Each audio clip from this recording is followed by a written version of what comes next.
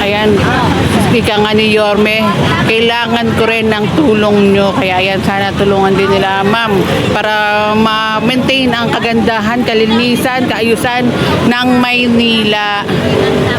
Ayan, takbo na rin ang ating MTSW sa sunog. Ayan, kinakabit na po.